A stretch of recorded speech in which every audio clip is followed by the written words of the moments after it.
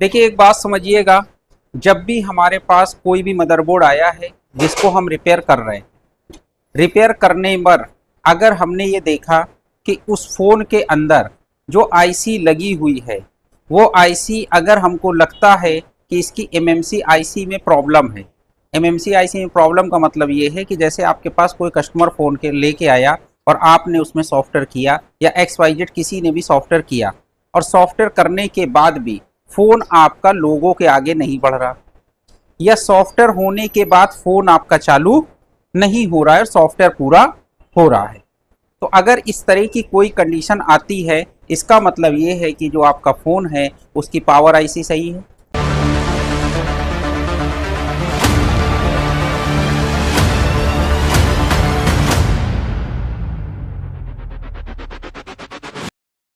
उसका सीपीयू सही होगा क्योंकि सॉफ्टवेयर आपका फ़ोन ले रहा है। और या आपका ये हो सकता है कि जब आप सॉफ्टवेयर करें तो उस टाइम पर आपको सॉफ्टवेयर के अंदर एमएमसी की कोई एरर दिखाई पड़े, या आपकी जो फाइल है वो आधी राइट हो और आधी राइट ना हो, मतलब इस तरह के कोई भी सिम्टम्स हों, या आप सेट को या एमएमसी आईसी को या सॉफ्टवेयर करते टाइम पर जिस टाइम पर आपको ये एरर मैसेज आ रहा है कि एमएमसी नॉट डिटेक्टेड, मतलब किसी भी तरीके का एमएमसी रिलेटेड अगर कोई मैसेज आ रहा है तो आपको एमएमसी को चेक करना पड़ेगा। तो जब हम लोग मदरबोर्ड से एमएमसी को निकालेंगे तो हमारे जो मदरबोर्ड होते हैं, मदरबोर्ड के अंदर जो हमारे फ़ोन में जितने भी आपके एंड्रॉयड फ़ोन आएंगे उसके अंदर एक तो सीपीयू और दूसरा एमएमसी लगा होगा। सीपीयू आपका क्वालकॉम भी हो सकता है, एमटीके भी हो सकता है, एसपीडी भी हो सकता है। अगर सैमसंग का फ़ोन है तो सैमसंग के फ़ोन में आपका एक्सोनस सीपीयू लगा होगा अगर सैमसंग का मोबाइल है, या क्या होगा कि जो सैमसंग का मोबाइल है उसके अंदर आपका मीडियाटेक का भी सीपीयू लगा हो सकता है, या क्वालकॉम का सीपीयू भी लगा हो सकता है, या एसपीडी का भी सीपीयू लगा हो सकता है। तो फ़ोन के अंदर अब जैसे हम लोग बात करें कि अगर कोई हमारा फ़ोन है, फ़ोन के अंदर अगर आप देखें सीपीयू ये लगा है मीडियाटेक का, क्या लगा है, और ये एमएमसी आईसी लगी है। एमएमसी आईसी 221 254 कौन सी है, वो फॉर एग्जांपल के लिए हमने एक एमएमसी आईसी का की इमेज लगा दी है कि 221 आईसी लगी हुई है। उसमें 254 भी हो सकती है, आईसी कोई भी हो, चाहे वो सैमसंग की आईसी हो, चाहे एसके हाइनिक्स की हो, या किसी भी कंपनी के आईसी हो। इस आईसी की कंपनी से भी मतलब नहीं है। सीपीयू हमारा या तो मीडियाटेक का लगा होगा, ठीक, तो मीडियाटेक का सीपीयू होगा तो उसके ऊपर मीडियाटेक लिखा हुआ होगा, या एमटीके का कोई लोगो बना होगा। दूसरी कंडीशन ये हो सकती है कि हमारे फ़ोन के अंदर जो सीपीयू लगा है वो किस कंपनी का लगा है, क्वालकॉम का लगा है, और क्वालकॉम का सीपीयू लगा है और एक एमएमसी लगी हुई है, ठीक। उसके बाद आएगा कि हमारा कोई सैमसंग का मोबाइल है, उसके अंदर एक्सोनस का सीपीयू लगा है और एक एमएमसी लगी हुई है। या एक कंडीशन ये आएगी कि हमारा जो फ़ोन है उस फ़ोन के अंदर, फ़ोन तो है सैमसंग का, लेकिन जब हमने मदरबोर्ड को ओपन किया तो उसके अंदर सीपीयू निकला किसका, मीडियाटेक का। या जब हमने मदरबोर्ड को ओपन किया तो उसके अंदर सीपीयू निकला क्वालकॉम का। तो सैमसंग कंपनी क्या करती है, एक्सोनस तो उसका अपना खुद का सीपीयू होता है, लेकिन जो अदर कंपनियों से भी वो सीपीयू परचेज करती है और उसको अपने फ़ोनों में लगाती है।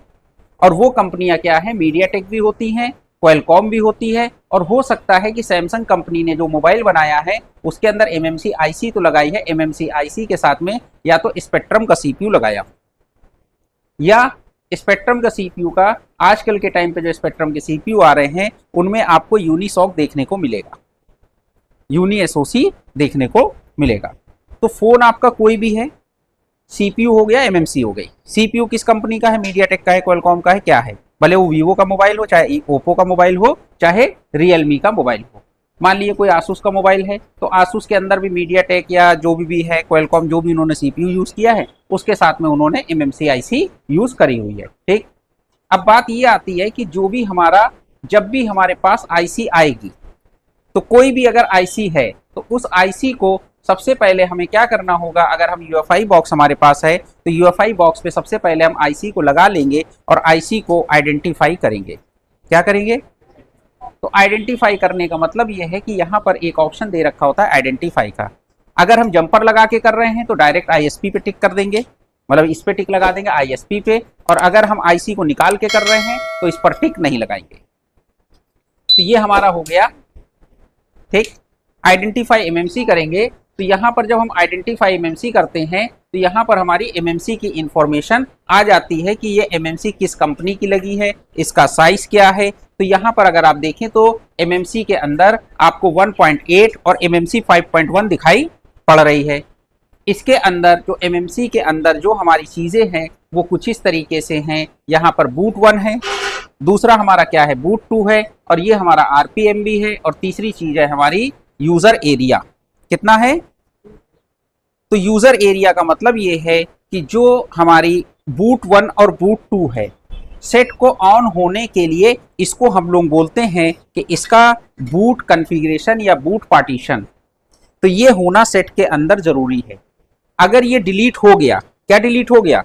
बूट 1 और बूट 2, तो हमारा सेट ऑन नहीं होगा और ना ही आप उस कंडीशन में USB केबल के थ्रू सॉफ्टवेयर कर पाएंगे कि कर पाएंगे। तो हमारे जो MMC का सॉफ्टवेयर है UEFI बॉक्स है, UEFI बॉक्स के अंदर इन्होंने जो ऑप्शन दिया है, एक ऑप्शन दिया है EXD CXD का। किसका दिया है? तो ये जो EXD CXD है, EXT करके स्पेलिंग होती है CSD, लेकिन जनरली हम लोग EXD CSD एक जनरल बोलचाल की लैंग्वेज में बोलते हैं। तो अगर आप EXD CXD रीड करते हैं तो इसकी जो IC आपने लगाई है, चाहे वो सैमसंग हो, SK हाइनिक्स हो, कोई भी हो, उसकी सारी इंफॉर्मेशन इस फाइल के अंदर आपकी सेव रहेगी। तो आपने अपनी MMC से यानी MMC IC के अंदर से उस इंफॉर्मेशन को रीड कर सकते हैं। दूसरी चीज आती है, ये आता है यूजर एरिया। क्या आता है? यूजर एरिया का मतलब ये है कि जो हमारे फोन के अंदर जो बैलेंस बचता है, जैसे मान के चलिए कि आपके जो MMC IC है उसके अंदर एक फाइल है बूट 1 और बूट 2 जो सेट को बूट कराने के लिए इस्तेमाल में आती है। अब ये जो बूट 1 और बूट 2 हमारी फाइल है वो हमारी MMC के अंदर ही है और यूजर एरिया भी उसी के अंदर है। अब यूजर एरिया के साथ साथ उस फोन के अंदर यूजर डेटा और अदर चीजें भी होंगी। तो ये जो यहाँ पर बूट 1 और बूट 2 है वो IC का साइज यहाँ पर क्या शो कर रहा है? 4 MB। तो 4 MB क्या इसका बूट पार्टीशन है, यानी बूट 1 बूट 2 कितने MB का हो गया? 4 MB का हो गया। इसकी इंफॉर्मेशन IC के किसके अंदर सेव हो गई? EXD CXD में। ठीक, तो यहाँ पर एक जनरल इंफॉर्मेशन यहाँ पर हमको मिली। अगर इस IC की EXD CXD फाइल को हम रीड करना चाहें, क्या करना चाहें? रीड करना चाहें, तो हमें सिर्फ इस पर टिक लगाना होगा। किस पर टिक लगाना होगा? EXD CXD पर। ठीक, अगर हम EXD CXD पर टिक लगाते हैं, क्या करते हैं? तो बाकी सब पर से टिक हटा देना होगा। अब हमारा टिक किस पर लगा है? EXD CXD पर लगा है। अगर हम इसको रीड करते हैं तो यहां पर कुछ नहीं करेंगे, यहां रीड पे आ जाएंगे। अब जैसे ही हम रीड करेंगे ये फाइल हमारी रीड होने लगेगी और ये पूछेगी कि इस फाइल को आपको कहां पर रखना है। ठीक, अभी हमने क्या सिलेक्ट कर लिया? मान लीजिए डेस्कटॉप सिलेक्ट कर लिया। अब डेस्कटॉप पर यहां अगर हम कोई फोल्डर बना देते हैं तो ये फाइल हमारी हम उसके अंदर रख सकते हैं। अब जो भी मोबाइल हो या कस्टमर का जो नाम हो उसके नाम से आप फोल्डर बनाना चाहें या जो भी आप बनाना चाहें। तो हमने अभी न्यू फोल्डर 2 एक जनरल बना लिया। अगर हम इसको सेलेक्ट करते हैं तो ये फाइल हमारी क्या होगी? इसके अंदर सेव हो जाएगी। तो ये EXD CXD सेव हो गई। अब अगर हम EXD CXD की बात करें तो EXD CXD हमारी किसके अंदर सेव हो गई? न्यू फोल्डर के अंदर सेव हो गई। कितने KB की फाइल है? 1 KB की। इसके अंदर एक टेक्स्ट डॉक्यूमेंट भी बन गया इन्फो का। क्या बन गया? तो जिसके अंदर ये एक तरीके से पूरी डिटेल भी इसके बारे में पूरा पता चल रहा है कि जो आपकी EXD CXD है उसकी जो अंदर IC है वो क्या है क्या नहीं है, उस IC का सीरियल नंबर क्या है, उस IC की मैन्युफैक्चरिंग डेट क्या है, मतलब सारी इंफॉर्मेशन टेक्स्ट डॉक्यूमेंट में भी आपको मिल गई। ठीक, और बाकी ये जो फाइल है इसके अंदर भी इंफॉर्मेशन है। ठीक, अब बात ये आती है कि अगर आपने अभी पहली फाइल आपने रीड करी EXD CXD, अब आप चाहते हैं कि आपको अगर बूट 1 फाइल रीड करनी है तो आप बूट 1 अगर फाइल रीड करेंगे तो यहां रीड का ऑप्शन आ जाएगा। तो ये फाइल जब आप रीड करेंगे तो फिर आपसे पूछेगा कि ये फाइल आपको कहां पर रखनी है। तो हमने न्यू फोल्डर 2 बना रखा है, तो हमने न्यू फोल्डर 2 के अंदर इस फाइल को रख दिया। ठीक, अब अगर यहां पर आप बूट 2 वाली फाइल भी रीड करना चाहते हैं तो बूट 2 पर टिक लगा लीजिए।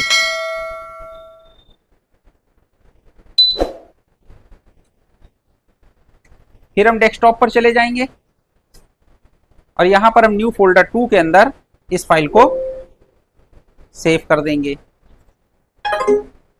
तो अभी तक हमने कितनी फाइलें रीड करी? EXD CXD रीड करी, बूट 1 रीड करी, बूट 2 रीड करी, 3 फाइलें रीड हो गई।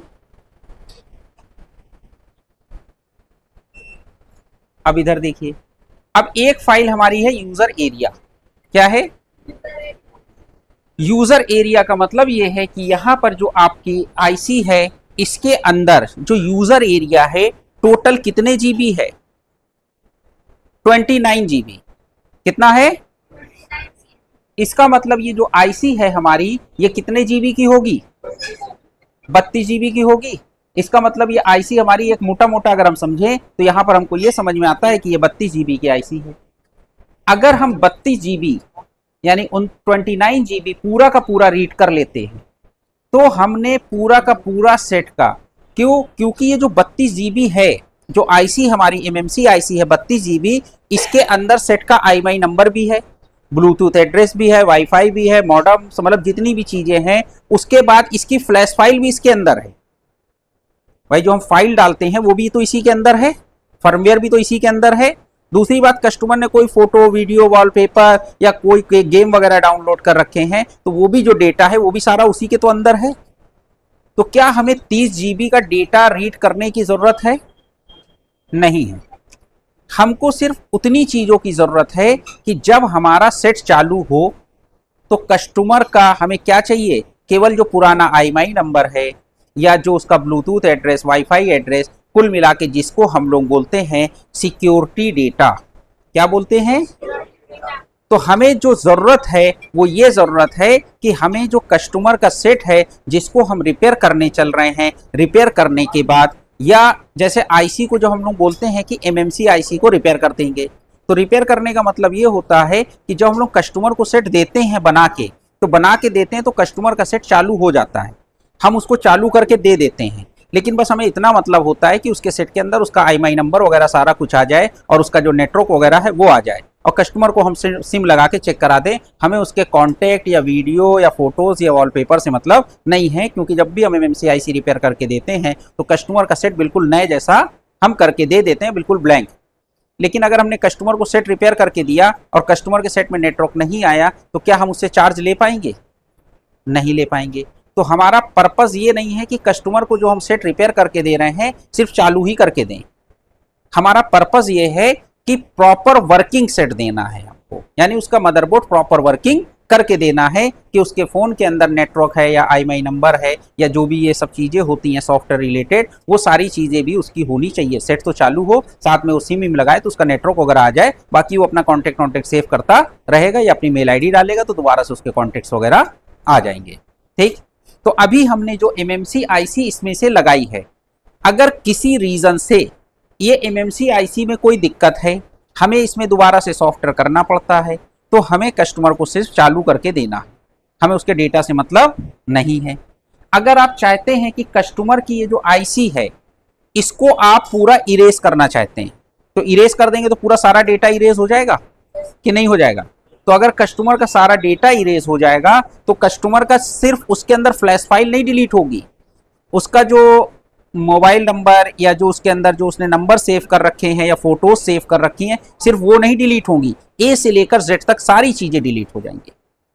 तो हमें कस्टमर की जब भी आप एमएमसी को रिपेयर करेंगे तो एमएमसी को रिपेयर करने से पहले हमें उसका डेटा या एमएमसी को फॉर्मेट करने से पहले उसके अंदर से जो इंपॉर्टेंट चीजें हैं वो भी निकालनी है, कॉपी कर लेनी है। ठीक, और कॉपी करने के बाद अगर आपने फैक्ट्री रीसेट कर दिया तो कोई दिक्कत नहीं है, वापस से आप उसको रीराइट कर सकते हैं, दोबारा से राइट कर सकते हैं। और अगर आपने ध्यान नहीं दिया, सिर्फ एमएमसी आईसी को कनेक्ट किया और कनेक्ट करने के बाद आपने सोचा कि हम पूरा इसको इरेज मार दें और इरेज करने के बाद दोबारा सॉफ्टवेयर कर दें, तो इरेज तो कर देंगे, आप सॉफ्टवेयर कर देंगे, सेट मान लीजिए चालू भी हो गया। अब जब सेट चालू हो गया तो लेकिन क्या होगा, कस्टमर के सेट में से सारा आईएमआई नंबर वगैरह ये चीजें जो हैं वो सारी वाइप आउट हो जाएंगी, सब कुछ डिलीट हो जाएगा। फॉर एग्जाम्पल सपोज यहां पर ऑप्शन देखिए आ रहा है एमएमसी फैक्ट्री रीसेट का। ये ऑप्शन क्या था, एमएमसी को कनेक्ट करने का था। ये ऑप्शन क्या है, फैक्ट्री रीसेट करने का है। तो अगर हम इसको फैक्ट्री रीसेट कर दें तो पूरा डेटा इसके अंदर से सब कुछ हमारा डिलीट हो जाएगा। तो ये क्या करेगा, पूरे एमएमसी को फैक्ट्री रीसेट कर देगा। ठीक, एमएमसी हो गई पूरा फैक्ट्री रीसेट, यानी इसका सारा डेटा वगैरह सब कुछ डिलीट हो गया कि नहीं हो गया। अब ना इसके अंदर कोई सिक्योरिटी है ना कुछ है। ठीक, और ये पूरी एमएमसी हमारी खाली हो गई। ठीक है ना, इसके अंदर कोई डेटा नहीं बचा। और ना ही अगर इसके अंदर किसी मॉडल की फाइल पड़ी होती, क्या पड़ी होती, फाइल पड़ी होती। जैसे मान लीजिए आपने इसको किसी मॉडल से निकाला, MI6 से निकाला, तो MI6 से यहाँ पे मॉडल का नाम या उसका वर्जन वगैरह सारा कुछ दिखाई पड़ता है, क्योंकि वो उसकी फ्लैश फाइल होती है जो उसके अंदर फर्मवेयर पड़ा हुआ है। या मान के चलिए आपने नोट 5 प्रो की एमएमसी निकाली या जिस भी मॉडल की एमएमसी निकाली, तो उसके जो फर्मवेयर की इंफॉर्मेशन है वो भी दिखाई पड़ेगी। तो अभी यहाँ पर जो इंफॉर्मेशन दिखाई पड़ रही है ये सिर्फ किसकी इंफॉर्मेशन है, एमएमसी की इंफॉर्मेशन है। ये कितने जीबी है, इसके अंदर पार्टीशन कौन से बने हुए हैं, क्या बना हुआ है। बात समझ में आई। दूसरी बात समझिए, जब भी हम किसी भी सेट में से एमएमसी आईसी को निकालेंगे तो हमें एमएमसी आईसी की तो इन्फो चेक करनी है, साथ में ये चेक करनी है कि एमएमसी आईसी की हेल्थ सही है या नहीं सही है। अगर एमएमसी आईसी की हेल्थ खराब हो गई तो मतलब एमएमसी आईसी खराब हो गई। एमएमसी आईसी की हेल्थ चेक करने के लिए जो ऑप्शन होता है वो यहीं पर कंपनी ने एक ऑप्शन दे रखा है जिसका नाम है हेल्थ प्लस स्मार्ट रिपोर्ट। ये यूएफआई के अंदर ऑप्शन दे रखा है। अभी क्या होता है कि ये देखिए, हेल्थ प्लस स्मार्ट रिपोर्ट पे हम गए तो यहां पर इस आईसी की पूरी हेल्थ दिखाई पड़ेगी। अब यहां पर देखिए एमएमसी आईसी की यहां पर क्या दिखाई पड़ रही है, आपको हेल्थ दिखाई पड़ रही है।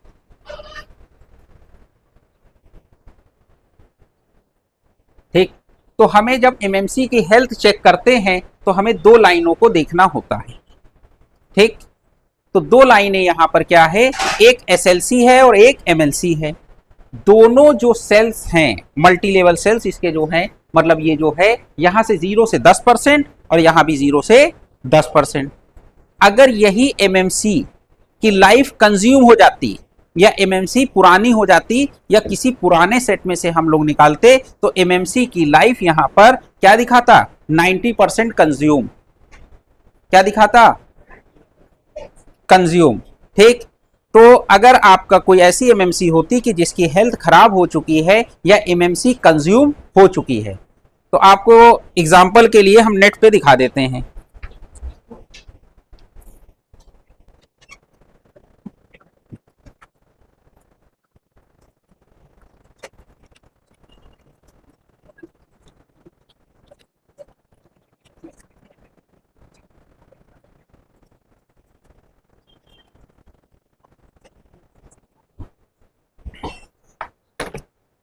अब देखिए, कल भी आपने देखा था कि किसी की हेल्थ खराब दिखा रही थी, कोई एमएमसी की 6A की दिखा रही थी। क्या दिखा रही थी,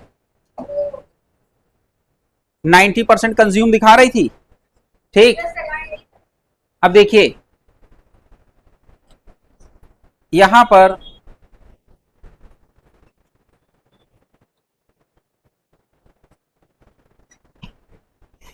पर देखिए एक चीज, जैसे यहां पर इन्होंने चार्ट दिया हुआ है, ओके हेल्थ आईसी चिप, मतलब जो एमएमसी आईसी की health, device life time estimation value 0 to 50%।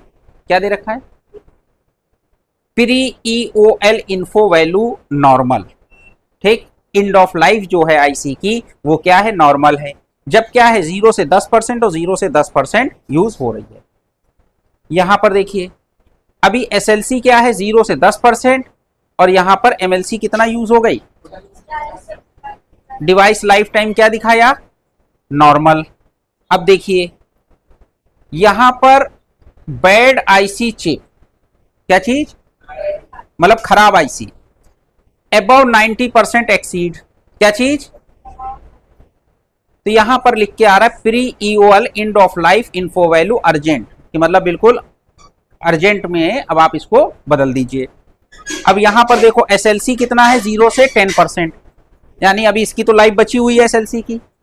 MLC क्या दिखा रहा है, exceed its maximum estimated device life time, कि मतलब जो आपका MLC है ये अपनी जो एज लिमिट है या जो इसका मतलब जो लाइफ है वो पूरी एक्सीड हो गई है, पूरी खत्म हो गई है, एक्सीड।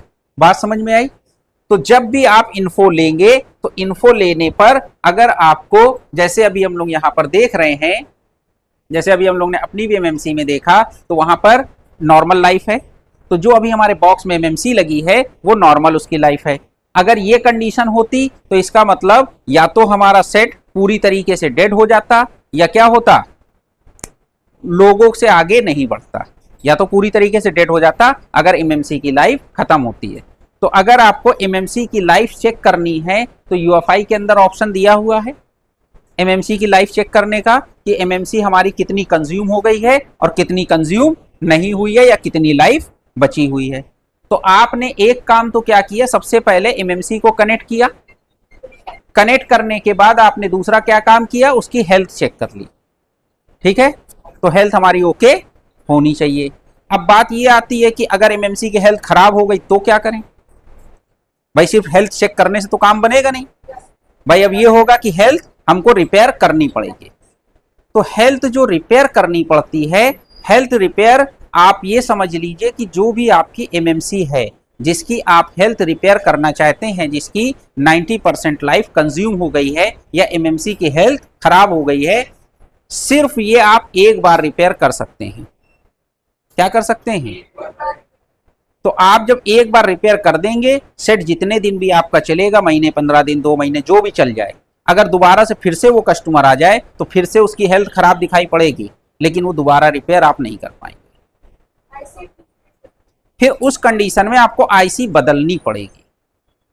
तो जैसे अभी आपका कल वाला सेट था 6 से था, अभी आपने हेल्थ रिपेयर कर दी, हेल्थ रिपेयर करने के बाद कस्टमर को डिलीवर कर दिया, कस्टमर चला रहा है, अगर महीने 2 महीने बाद आ जाए और फिर से उसकी हेल्थ खराब दिखाता है तो आप फिर से उसकी हेल्थ रिपेयर नहीं कर सकते हैं। फिर उस कंडीशन में एक ही बार हेल्थ रिपेयर होती है, दोबारा रिपेयर नहीं होगी। ठीक है, तो अगर आपकी की दोबारा से हेल्थ उसकी फिर से खराब हो जाती महीने 2 महीने में, तो आपको IC चेंज करनी पड़ेगी। बात समझ में आ गई कि नहीं आ गई? ठीक, तो यहां से हमने अपनी MMC जो भी लगाएंगे, चाहे वो 221 हो चाहे वो 254 हो, कोई भी IC हो, तो हमें उसकी हेल्थ चेक कर लेनी है। हेल्थ सही है तो ठीक है, कोई दिक्कत नहीं।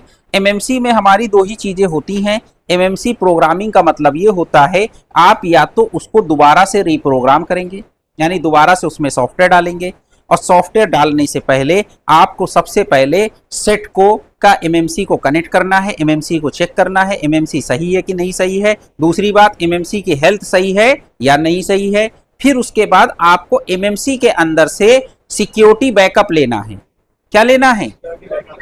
सिक्योरिटी बैकअप लेना है, कि फिर अगर आप MMC को फॉर्मेट कर देते हैं तो सारा सिक्योरिटी बैकअप और सब कुछ डिलीट हो जाएगा। तो फिर से आपको क्या करना होगा कि सेट को चालू करना होगा, यानी सेट में आपको फर्मवेयर डाल के, फ्लैश फाइल डाल के सेट को चालू करना होगा और सिक्योरिटी रिपेयर करना होगा। तो इसलिए हमें सिक्योरिटी बैकअप की भी इंपॉर्टेंट होती है। बात समझ में आई? सेट को चालू करने के लिए अगर हमारे पास कोई सेट है जिसको हमको चालू करना है, तो सेट को जैसे जनरल कंडीशन में एक ये होता है, एक चीज होती है MMC रिपेयरिंग लाइन में, एक बात होती है फ्लैश फाइल। क्या होती है? दूसरा होता है डंप फाइल। क्या होता है? अगर किसी मॉडल में यानी किसी MMC में अगर आप डंप डालते हैं, तो डंप डालने का मकसद ये होता है कि डंप फाइल साइज में छोटी भी होती है। दूसरी बात यह है कि डंप फाइल का मकसद ये होता है कि किसी तरीके से आप IC को जिंदा कर पाएं, यानी सेट को चालू कर पाएं।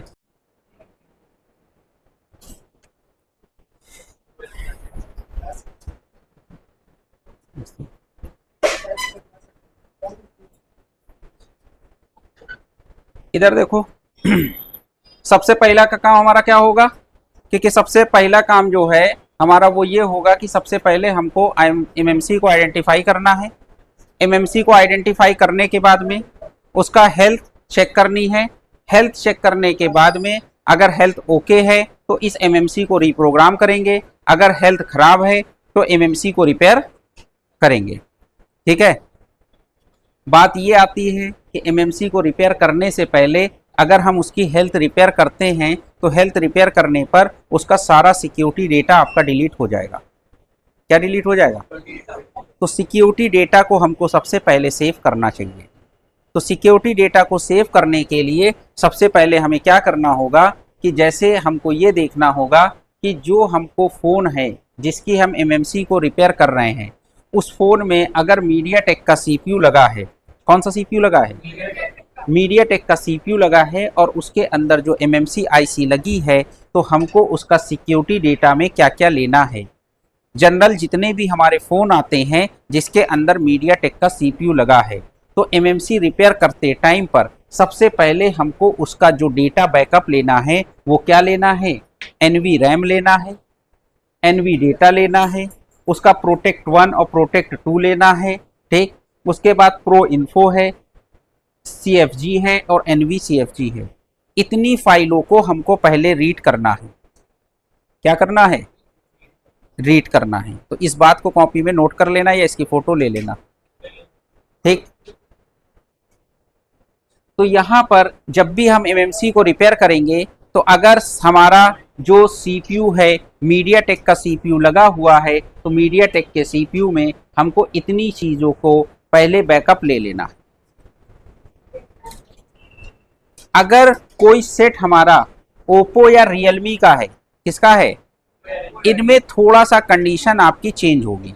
कंडीशन चेंज का मतलब ये है कि उसके अंदर आपको NV RAM, NV data, protect 1, protect 2, Oppo server 1, Oppo server 2, Oppo serve 3, Oppo custom, product 1 और प्रोडक्ट 2, इतनी चीज़ों की आपको डेटा जो है ये बैकअप लेना पड़ेगा एमएमसी रिपेयर करने से पहले या एमएमसी को फॉर्मेट करने से पहले।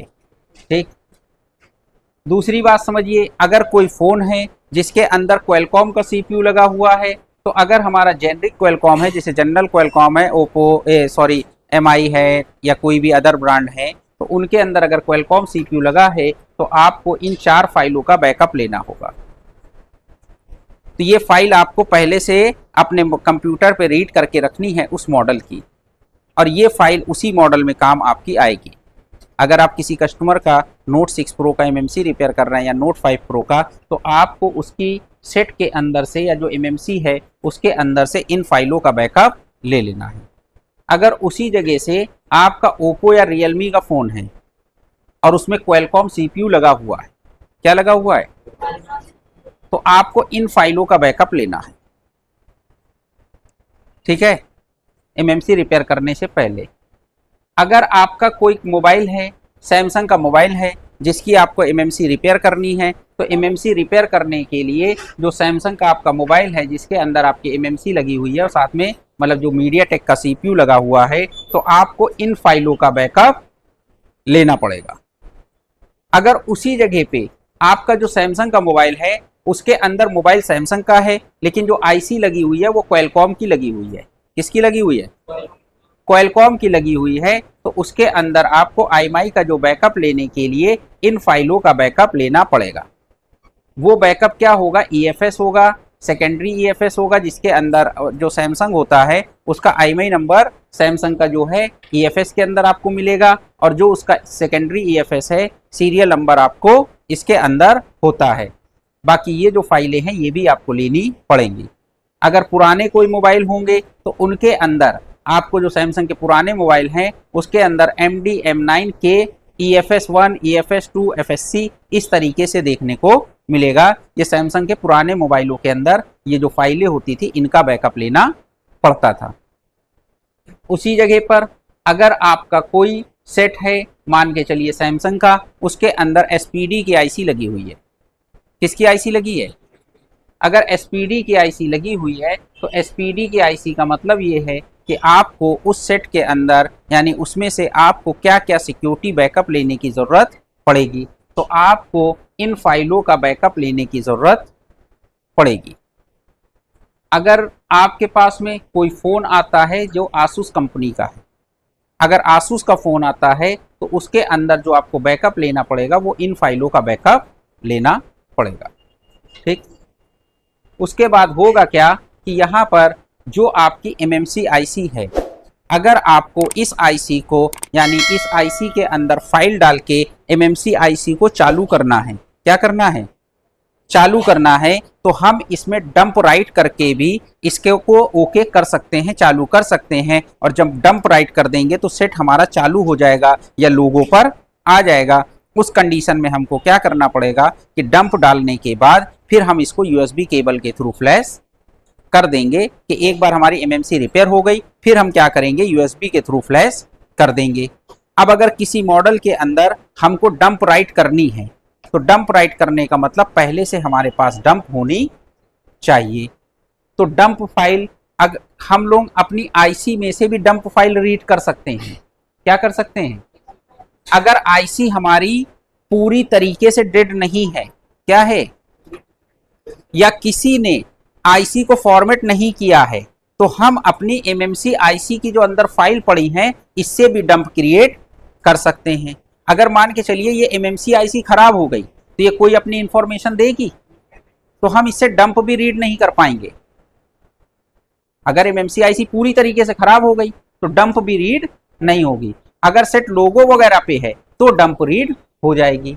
और अगर सेट की IC बिल्कुल खराब हो गई, 100% डेड हो गई, बिल्कुल ऑन नहीं हो रही है, या सेट जिसकी वजह से पूरी तरीके से डेड है, तो उसकी डंप हमारे लिए बेकार है। तो हमें नेट से या अपने किसी दूसरे अदर फोन से उसकी डंप रीड करनी पड़ेगी। तो अगर हमने किसी फोन की डंप रीड कर रखी है तो दूसरा फोन आता है तो हम उसमें भी डंप राइट कर सकते हैं। तो डंप फाइल का मतलब ये है कि जो डंप फाइलें हैं, जैसे अभी आप यहाँ पे boot 1, boot 2 और यूजर एरिया है, यही फाइल हमारी डंप का काम करेगी। तो ये फाइलें हमारे पास किसी दूसरे सेट से हमको रीड करनी पड़ेगी। तो अभी हम हैं सेम मॉडल, जैसे मान के चलिए Realme 3 आया आपके पास।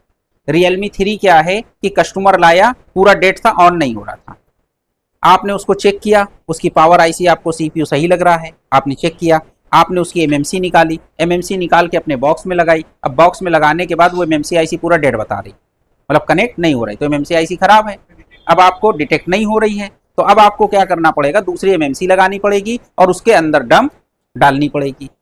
अब कौन सी IC लगेगी वो तो अभी बात की बात है। और दूसरी बात ये है कि आपको जो डंप राइट करनी है, डंप आपके पास होनी चाहिए, चाहे वो सैमसंग का फ़ोन हो या कोई भी फ़ोन हो।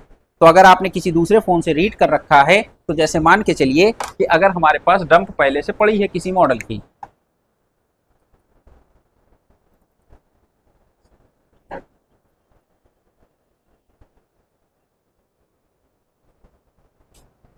अब जैसे यहां पर देखिए Realme 3 टेस्टेड ओप्पो डंप दिया हुआ है, ये Realme 3 की डंप पड़ी हुई है मेरे पास। तो हम एग्जाम्पल के लिए क्या करते हैं कि इस डंप को इसमें डालते हैं, ठीक। अब जैसे मान के चलिए कि यहाँ पर ये जो हमको डंप डालनी है, तो यहाँ पर अभी जैसे हमने ये फोल्डर खोला, तो देखिए यहाँ पर जब हमने फोल्डर खोला तो आपको यहाँ पे EXD CXD दिख रहा है, boot 1 boot 2 दिख रहा है, यूजर एरिया क्या दिख रहा है 32 MB का, ठीक है ना, ये दिख रहा है 32 MB का। तो हम क्या कर सकते हैं, ये हमारी क्या हो गई, डंप हो गई। इस फाइल को हमको राइट करना पड़ेगा, तो Realme 3 जो है हमारा लोगो पर आ जाएगा, ठीक। तो अब हम क्या करेंगे कि यहाँ से जो हमारा सॉफ्टवेयर है, इस सॉफ्टवेयर में हम किस पे क्लिक कर देंगे, EXD CXD के ऊपर। अब हम क्या करेंगे, जहां पर भी हमारी डंप पड़ी हुई है, तो अभी हमने जो अपनी एक डंप फॉर एग्जांपल के लिए Realme 3, इसमें आ गए, EXD CXD फाइल दिख रही है, ये ले लिया EXD CXD। तो जैसे ही हमने EXD CXD लिया तो ये पूरी इंफॉर्मेशन इसने अपनी शो कर दिया। अब अगर हमको यहाँ पर boot 1 लेना है, क्या लेना है, तो यहाँ पर boot 1 ले लेंगे, boot 2 लेना है, boot 2 ले लेंगे। ये हमारा यूजर एरिया है, यूजर एरिया हमारा क्या है, ये है। तो ये फाइलें हमने ली, तो जैसे ही हमने ये फाइल सेलेक्ट करी तो इसने हमको क्या बताया कि ये जो आपका Realme 3 की फाइल है, या जो Realme 3 जिसकी आप MMC रिपेयर करना चाहते हैं, इसमें आपकी कौन कौन सी ICयां लग सकती हैं। अगर आप Realme 3 के लिए MMC IC बनाना चाह रहे हैं, यानी MMC IC के अंदर प्रोग्राम डालना चाह रहे हैं, तो जो आपकी MMC IC है वो सैमसंग कंपनी की होनी चाहिए और उसका नंबर GD6BMB होना चाहिए। ठीक, अगर आप SK हाइनेक्स कंपनी ले रहे हैं तो आपकी HB8AP होना चाहिए। ये आईसियां किस सेट में लगी हैं वो ये नहीं बता रहा है, वो बता रहा है कि इस नंबर की हमको आईसी चाहिए और इन नंबरों में से आपके पास कोई भी आईसी हो तो आप वो आईसी अपनी देख के इस जो फाइल है वो आप उसमें डाल दीजिए। ठीक, सिर्फ सैमसंग के आईसी से मतलब नहीं है, अब सैमसंग के आगे जो नंबर लिखा है वो भी हमको मैच कराना पड़ेगा। तो इसको हम लोग बोलते हैं कंफर्टेबल आईसी, कि इस सेट में हमको MMC IC लगानी है। तो भाई किसी के पास GD6BMB पड़ी है क्या, मान लो सैमसंग की अगर हम बात करें, या RH64AB पड़ी है क्या, बात समझ में आई। तो इस Realme 3 के लिए जो हम MMC IC प्रोग्राम करना चाह रहे हैं तो हमारे पास ये नंबर की आईसियां होनी चाहिए। ठीक, तो अभी तो हम लोग एक एग्जाम्पल के लिए डंप राइट करना देख रहे हैं कि डंप कैसे राइट करी जाती है। तो डंप राइट करने के लिए हमने क्या लिया, EXD CXD लिया, यूजर एरिया लिया, boot 1 और boot 2 लिया, इतनी चीजें ली हैं। अब क्या है कि अगर हम एक एक चीजों को राइट करना चाहें तो एक एक पे टिक लगाएं, और हम चाहते हैं कि सभी चीजें एक साथ राइट हो जाएं तो सभी पे एक साथ टिक लगा रहने दें। ठीक, अब हम क्या करेंगे, यहां पर देखिए एक ऑप्शन आता है रीड का और एक ऑप्शन आता है राइट का। तो हम यहाँ पे राइट पे क्लिक कर दें। तो यहां पर जब हमने राइट पे क्लिक किया तो ये फाइल जो हमने सेलेक्ट करी है वो क्या होगा कि यहां पे राइट होना चालू हो जाएगी।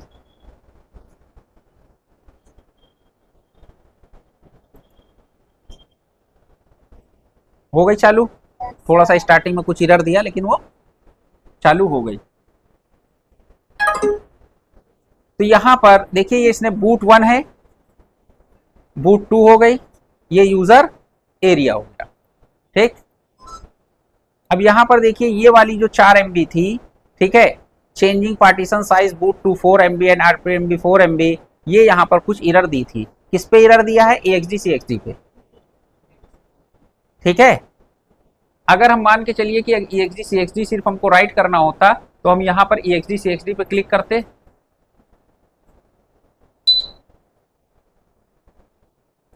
तो यहां पर EXD CXD राइट होने में एरर दिया है इसने। ठीक, अब हम दोबारा से इसको आईसी को आइडेंटिफाई करते हैं।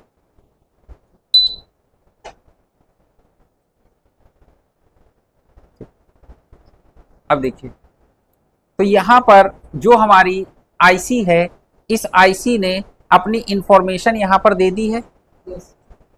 ठीक है, इसके अंदर जो अभी boot 1 और boot 2 क्या है, 4 MB का है, RPMB 4 MB, और यहां पर जो हमारा यूजर एरिया है वो 29 GB का है। ठीक, तो यहां पर अगर हमको जो भी चीज राइट करनी है वो यहां से हम राइट कर सकते हैं। अगर हमको जो भी रीड करना हो वो हम यहीं से क्या कर सकते हैं, रीड कर सकते हैं। अभी हमने सबसे टिक हटा लिया, जो हमको रीड करना होगा हम उसके ऊपर टिक लगा देंगे, और जो हमको राइट करना होगा वो फाइल हमको सिलेक्ट करनी पड़ेगी। तो इसको हम लोग बोलते हैं डंप फाइल को रीड और राइट करना। अगर मान के चलिए कोई MMC है आपकी चालू है, क्या है, चालू है, और आपको उसकी डंप रीड करनी है। डंप रीड करने का मतलब ये होता है कि जो इसके अंदर, जैसे अभी हमने देखा था कि यूजर एरिया वाली फाइल हमारी कितने MB की थी, 32 MB की थी। ठीक, तो अगर हमको किसी भी मॉडल की डंप रीड करनी है, क्या करनी है, तो आप जनरल कंडीशन में 512 MB की भी डंप रीड कर सकते हैं। बाकी आपको लोग जो है जैसे डंप रीड करने के लिए 2 GB की भी डंप रीड करते हुए दिखाई पड़ेंगे, 4 GB की भी डंप रीड करते हुए दिखाई पड़ेंगे, कि डंप रीड करने के लिए जो आपको फाइलों को रीड करना पड़ेगा। ठीक है, बाकी अगर आपको डंप रीड करनी है तो 512 MB की डंप सफिशिएंट होती है। कि अगर आपने यूजर एरिया वाली जो फाइल है वो आपको कितनी लेनी है, 512 MB। जैसे अगर आपको यहाँ पर इस MMC IC से डंप रीड करनी है, तो डंप रीड करने का मतलब ये है कि जैसे अगर आप यहाँ पे डंप रीड करने पर जाते हैं तो यहाँ पर देखिए 32 MB, 128 MB, 256 MB और 512 MB, 1 GB, और यहाँ कस्टम और दूसरा आता है एक एक्सक्लूड यूजर डेटा। क्या आता है? Exclude user data. Exclude user data का मतलब ये होता है कि अगर आपने कोई एमएमसी कनेक्ट करी तो उसके अंदर यूजर डेटा के लिए सबसे बड़ा एरिया होता है। जैसे 32 जीबी के आईसी है तो 32 जीबी में हो सकता है कि 20-25 जीबी में कस्टमर ने अपनी फोटो वीडियोस रख रखी हो, यानी कंपनी ने उतना एरिया उसको रिजर्व कर दिया। तो वो 20-25 जीबी हमारे कोई मतलब का है? कोई मतलब का नहीं है।